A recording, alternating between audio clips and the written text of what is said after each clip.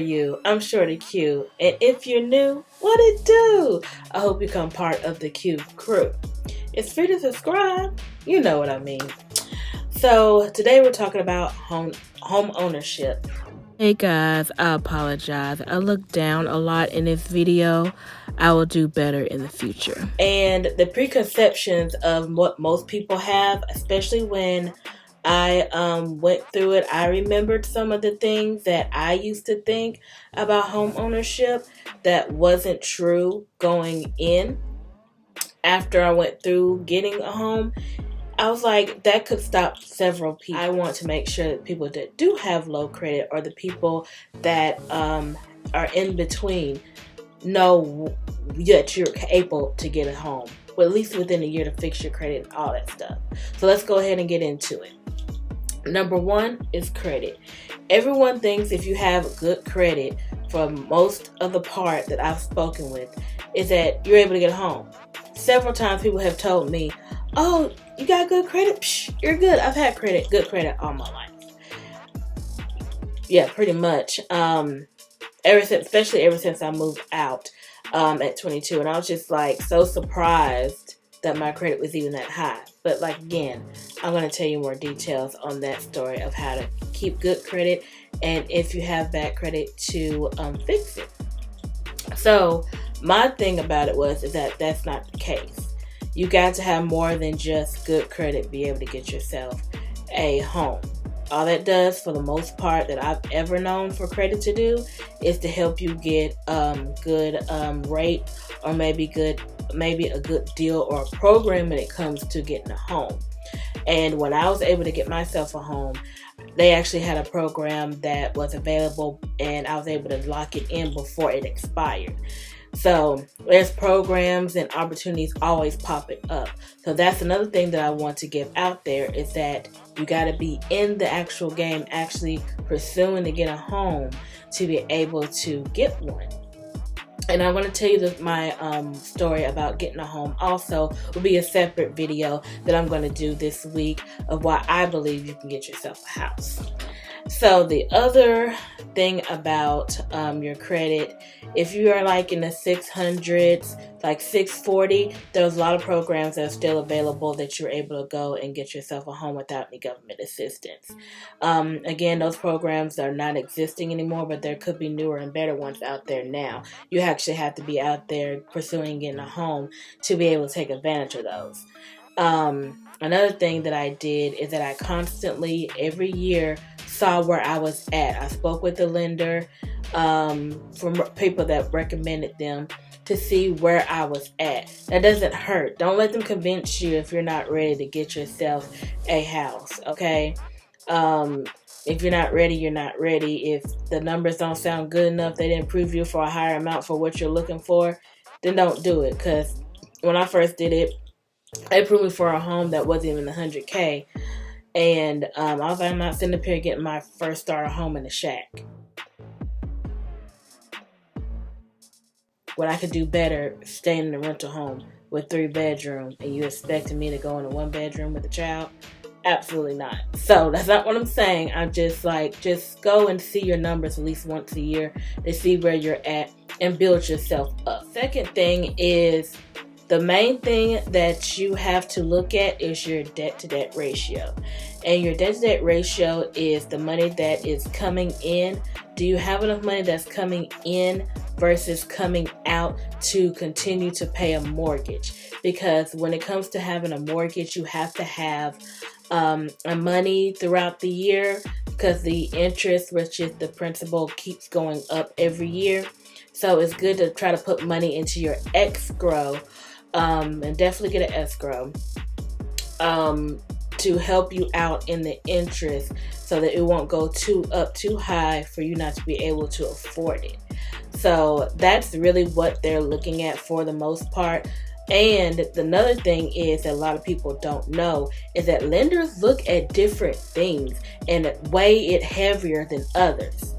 And that ties into the third thing that I want to talk about, and that is get yourself 3 lenders at least. I didn't know at the time that I could get like 3 lenders. So I'm thinking that within 30 days, I'll have to redo it again with this same lender. If I go and get another one, they're going to be aware of it and it's going to knock me out or hit my credit really hard. And I thought that I could only take one lender at a time.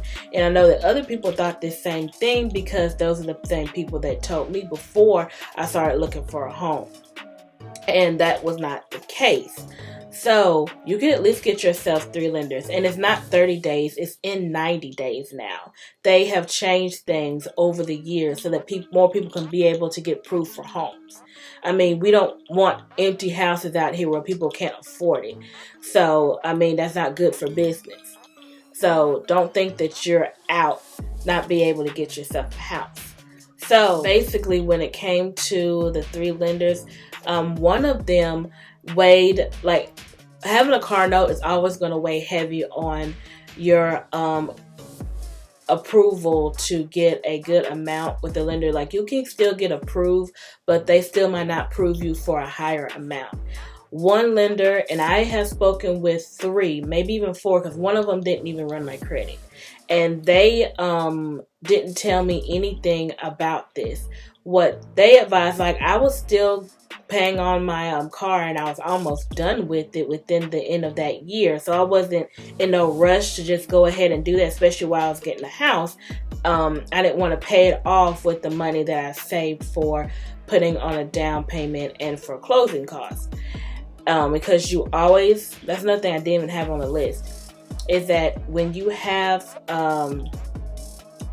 when you put money aside for a home, you're going to have to put down a deposit or closing costs. You're always going to have to put at least 3% down in deposit up front and have to pay off the closing costs. Sometimes you can get into programs where they'll pay for the closing costs, or you can agree between the buyer and the seller to they'll pay for the closing costs without you being in a program or anything like that. But sometimes you can get out without paying both of that. But at the most of the part, it comes up to at least $10,000.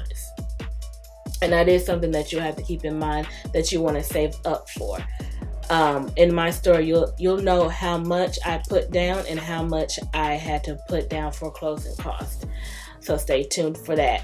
But when it came to my car, he was advising me that I can get approved for more if I go ahead and I get a personal loan, which is good for you to go to a community, a credit union bank. I've never banked with them before. I had to open up a checking account. It ended up being a savings account, and I just was able to get a personal loan to pay it fully off, because a personal loan has very small payment amounts. Instead of me paying, even though the amount I was paying was still good, it's still, between debt ratio, it's still hurting me to not get a higher approval rate. And the kicker was that he didn't even give me a higher approval rate as someone else did, though. But it was a great tip, so that's why I wanted to pass it on to you guys, in case they don't tell you. So another thing is that they will ask you for 3 years worth of taxes. And when it comes to job longevity, it's based off of your title, not you being at the company for a long time. If you're a cashier and you've been cashier for 3 years and you have switched different companies, you are good. Perception that if you miss one payment, that you're immediately going to go into foreclosure. This is not a credit card. This is not your car. They wait 30 days. They even wait longer when it comes to a car for you to make your payment. Call your lender. Let them know what the situation is. There's so many programs where they make sure that you don't go into foreclosure. And you're not going to know anything about it if you don't ask, or if you don't try to figure out what it is that can assist you in your situation. Everybody's situation is different. So don't immediately think that you're not able to get any assistance. Okay, that's a lot of people's downfall when it comes to even the credit, is that they won't even speak with their lenders or their creditors about their situation. You think that they're not going to care or they're not going to do anything. I used to be a collector, mostly for medical, because I do medical claims, in the self-pay department. And I would, if you just called in, there's programs and things like that that you could get into. Or if you let them know your situation, they may be a charity. But you won't know any of that unless you call and tell them about the situation. That, or you may not even have to show proof. You just gotta tell them, hey, I can't pay, or this is my situation. Sometimes they can look things up without you even sending in anything and be able to get money elsewhere to pay for that bill. But you're not gonna know unless you ask or try. Okay, so that's that. I think I've gotten all the preconceptions of going in. One more thing with that is when you're starting to look for a home, start 6 months out. It actually ended up working perfectly in my situation. Some people may need longer, but you want to do that before your lease is up. 6 months out before your lease is up. Some people may not tell you that, which is kind of messed up. Like, how much time do I really need before my rent is due? So, like, you won't have too much time in between getting the home and getting out of the other house. You know, if this is for first home buyers, that is coming from a rental property to a home. So, if someone's selling, that's kind of different, because sometimes they can sell quicker than you were able to get yourself another home. So, that's different. You basically got to make sure you have somewhere to go in case the house sells quickly. But when it comes to a first home buyer, that is the best suggestion that I got, and it definitely did work in my favor. Get a good lender. A good lender is very important, because some lenders don't approve you for the best one. I went to all lenders that was recommended to me, and ended up the Realtor gave me the best recommendation. They ended up giving me the best approval amount. Like, that's why I said everybody's different. Like, 2 of them approved me for the same amount. One approved me for a little bit higher, and then I had one that approved me for even more. And nothing's changed. I was at the same job. I was making the same money. The same money for the deposit was there. I mean, of course, as you're going through the home process, definitely put money into the savings as you go. And another thing, that is something that a lender actually told me. This lender was very informative. And the other thing that a lot of people continue to still do, even though everybody keeps saying it to them to not do this. Do not get another loan. Do not get no furniture for the new house until you get the keys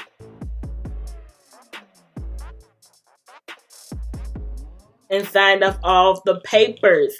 Like, do not do that. You're going to mess it up. A lot of people, when they're going through the contract process, to wait till all the paperwork is done, and before they get their keys, they go ahead and start buying things for the house and stuff, and then they lose their ability to get the house.